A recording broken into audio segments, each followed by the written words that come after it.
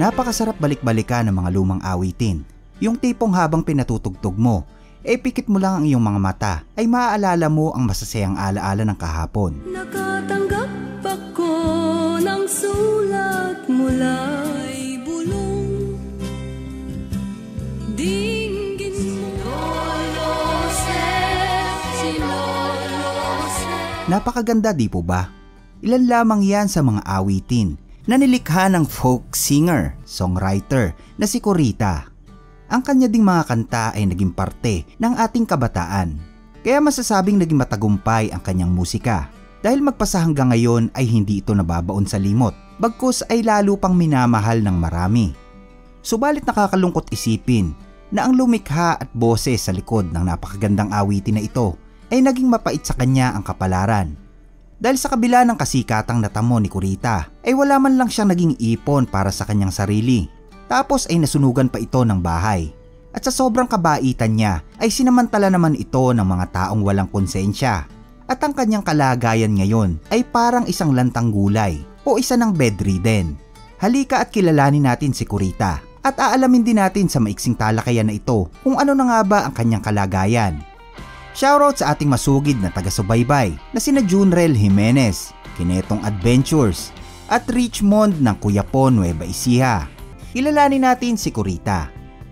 Sa tunay na buhay ay siya si Maria Socorro Abelino Arenas. Siya ay pinanganak noong June 27, 1957. Si Corita ay nagsimulang sumikat noong huling bahagi ng 1970s. Ilan nga sa kanyang mga awitin ay ang Oras Na, na di umano'y naging paboritong kanta ng mga taong laban kay Marcos. Ang kantang Sierra Madre ay tribute ni Corita para sa Sierra Madre Mountain na isa sa pinakamahabang bundok dito sa ating bansa. Upang pag nadinig ang kantang ito ay maaalala ng marami ang magandang kasaysayan at likas na yaman ng nasabing bundok. Ginamit naman ang kantang Lolo Jose sa nakaraang 2 EDSA Revolution. Si Corita ay nanggaling sa mayamang pamilya. Sa katunayan nga, ang kantang Lolo Jose ay isinulat mismo ni Corita para sa kanyang lolo na si Jose Avelino Sr. na dati namang Senate President ng ikatlong Republika ng Pilipinas. Unang isinumite ni Corita ang kantang ito sa isang songwriting contest at ito ang pinalad na manalo. Kaagad naman niyang pinuntahan ang kanyang lolo upang ipagmalaki ang kanyang nakuhang tropeyo. Subalit laking gulat niya nang makita na ang kanyang lolo Jose ay naghihirap na. Sa kalagitnaan ng dekada 70 ay aktibo na si Corita sa musika. Siya ay nagtatanghal sa iba't ibang lugar sa Kamaynilaan. Ipinasa naman niya ang kanyang demo song sa isang kumpanya ng plaka.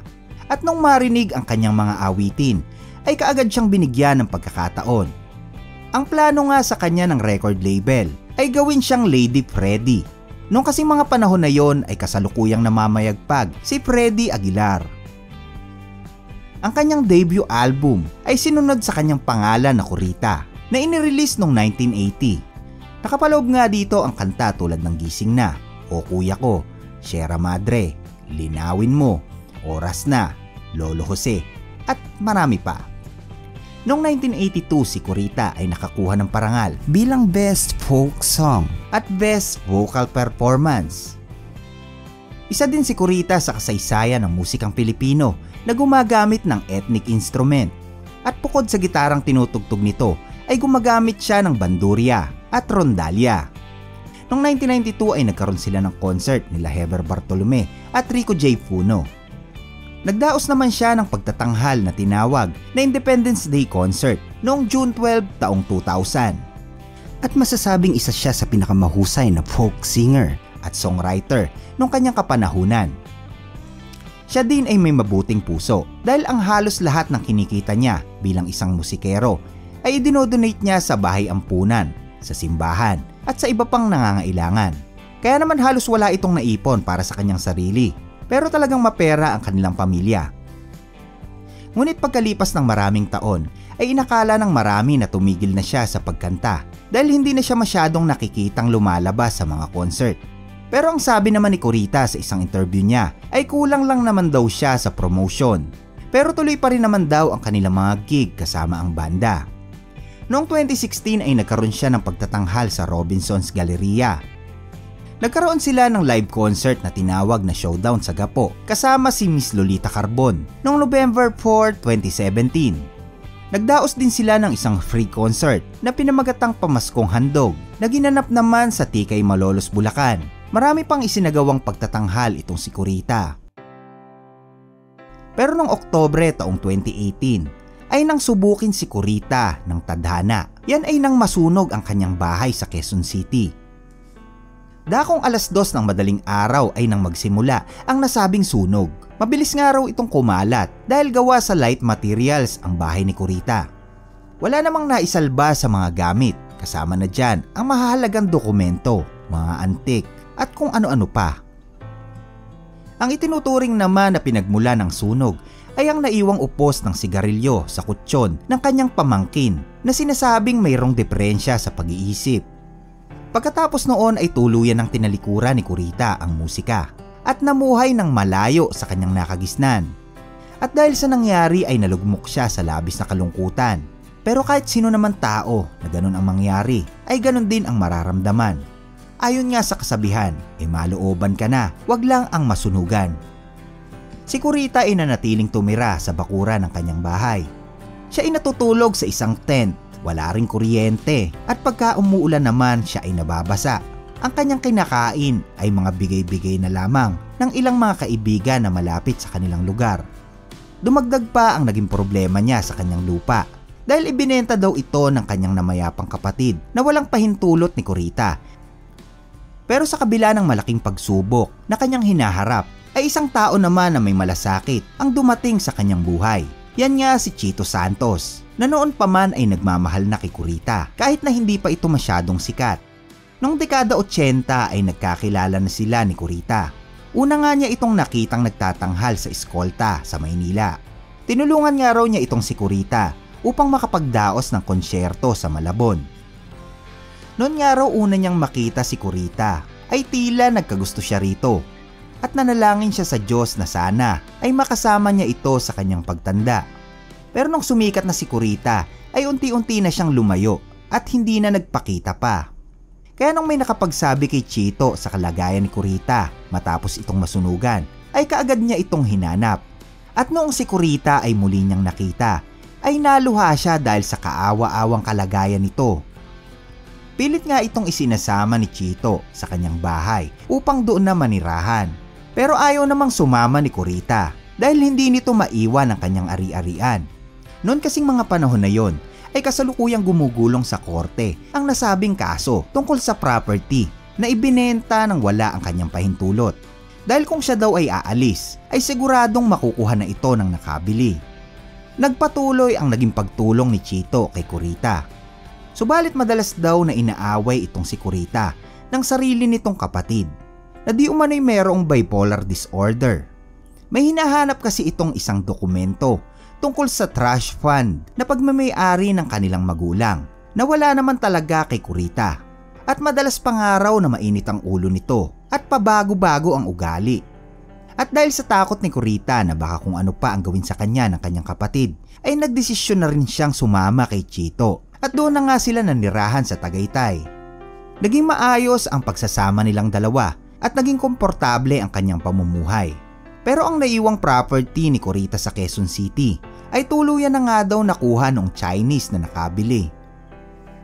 Nakapamuhay pa si Kurita ng normal. Madalas nga ay kinakantahan nito ang mga bata na nakatira malapit sa kanilang lugar. Subalit nung mga panahon na yon, siya ay nagiging sobrang makakalimutin na dahil na rin siguro sa sobrang hirap na kanyang pinagdaanan. Hanggang sa unti-unti na itong nahihirapan sa paglalakad, siya ay nagsasuffer na rin sa kanyang diabetes. Pero kamakailan lang noong bumisita si Sir Julius Babaw kay Kurita ay makikitang kaawa-awa na ang kalagayan nito dahil para na itong isang lantang gulay o bedridden. May ilang taon na palang ganito ang kanyang kalagayan. Noon nga daw sinuri ng mga doktor itong si Kurita ay napag-alaman na maraming beses na pala itong inatake nang hindi niya nalalaman. Hindi naman pumayag itong si Chito sa gusto ng mga doktor na lagyan ng tubo si Kurita dahil ayon sa kanyang kapatid na isa ring doktor ay wala ring kasiguraduhan kung ito ay magiging maayos. Ang isa pa ay malaki ang magiging gastos at mahihirapan pati si Kurita. May nagpayo naman kay Chito na alisin na ang oxygen ni Kurita upang hindi na ito maghirap pa. Pero hindi rin siya sumang-ayon. Saad niya ay aalagaan niya ito hanggang sa huling sandali ng kanyang buhay. Inuwi ni Chito si Kurita sa kanilang bahay upang doon alagaan. Sa kalaunay medyo bumuti ang kalagayan nito dahil hindi na kailangang kabitan pa ng oxygen. Subalit hindi pa rin ito makapagsalita pero matalas pa rin ang kanyang pag-iisip dahil sa tuwing maririnig nito ang kanyang mga awitin ay umiiyak itong si Kurita. Matapos na maipalabas ni Sir Julius Babaw ang video ni Kurita ay bumuhos ang tulong mula sa mga tagahanga na nagmamahal sa kanya at mga kapatid sa industriya ng musikang Pilipino. Nagdaos pa nga ng concert ang mga sikat na artist upang ang malilikom na pinansyal ay do-donate para kay Kurita. Sa ngayon ay patuloy pa ring lumalaban si Kurita sa kanyang karamdaman. Sa mga nais pong tumulong ay pwede po kayong magpadala ng donasyon sa kanila mismong bank account at GCash account na makikita nyo sa screen. Paalala lamang po mga idol na kung mayroong mag-message sa inyo o mag-comment na nanghihingi ng tulong na sila daw ay konektado kila Miss Kurita at Sir Chito Santos gamit ang ibang account number ay maaring hindi sila yun. Umiwas po tayo sa mga scammer. Salamat po sa inyong pagsubaybay and God bless.